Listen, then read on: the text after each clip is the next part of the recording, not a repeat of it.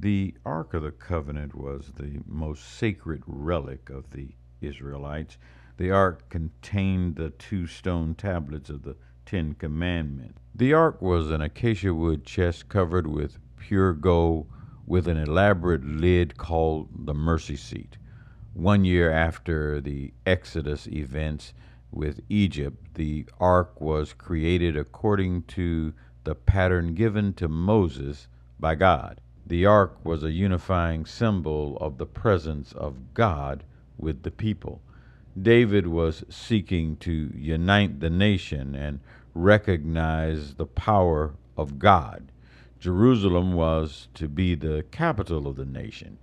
David wanted this symbol of unity there in Jerusalem so that he could unify these 12 separate tribes.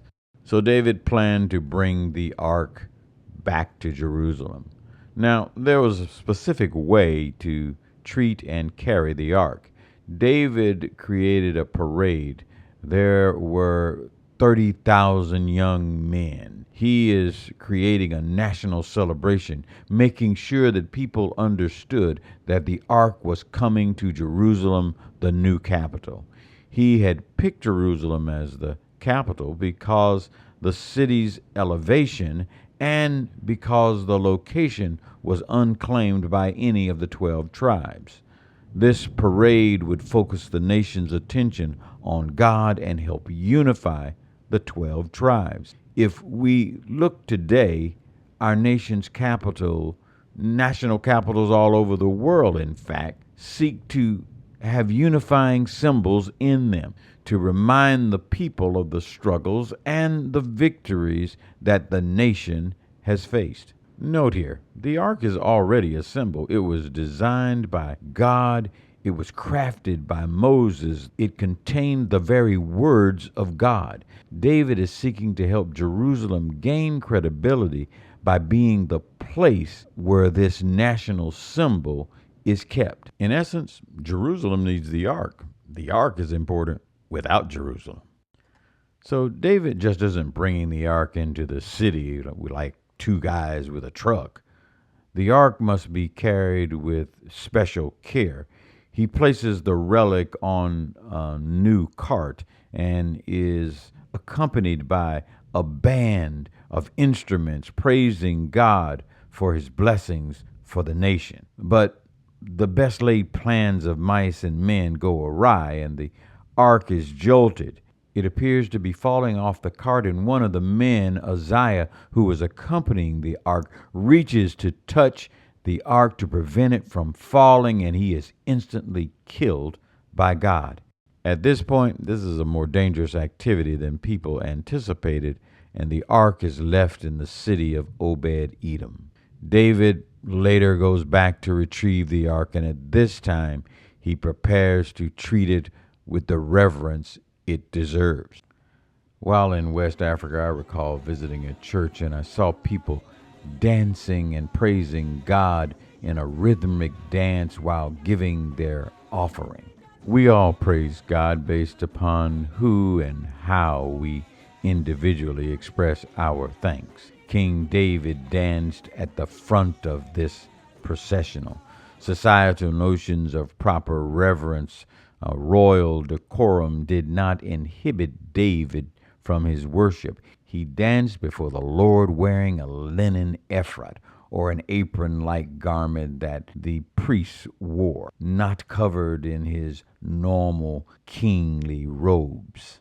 David's wife, Michal, Saul's daughter, saw this processional with the king leaping and dancing in worship with all of his might, and she despised him for it.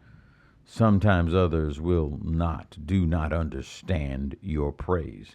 They won't understand the motivation, the rationale for this type of praise, or they won't understand or like you or like your praise. But your praise is personal. It can be poems and song and dance and drawing and rap and videos and any way to communicate our love of God, our appreciation for all the blessings and the grace He has shown us. And some, like Micaiah, will despise you. They will shun you. They will talk about you for your unorthodox worship. But as modern Christians, we should not stand as stumbling blocks in the way of those who sincerely express in a respectful way their praise for God, even if that praise is in a manner that is different from the style that we would use or we would prefer.